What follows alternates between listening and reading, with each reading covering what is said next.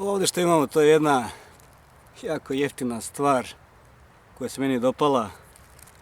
450 dinara, 4,5 evra u poljoprivrednoj apoteci, preklopna testera marke Wort ili kako se već čita. Već sami vidite po ovoj strelici da dejstvuje vučenjem nazad, tako seče. Ima kočnicu, ima sečivo. Testirao sam je danas, ja sam zadovoljan. Znači za 450 dinara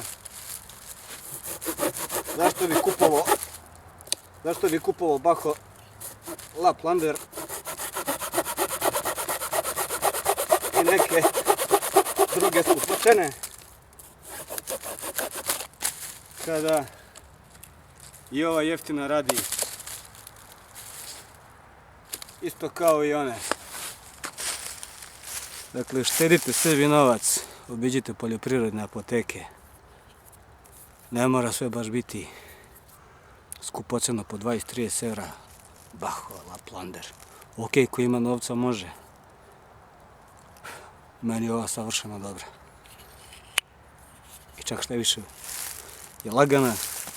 Stane u džep.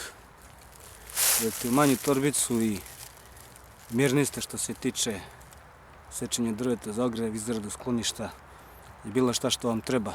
Čak i ako idete da najobičniji roštilj sa drugarima, bilo kakva kampanja, bilo šta, jeftina, da jeftina ne može biti tako dobra.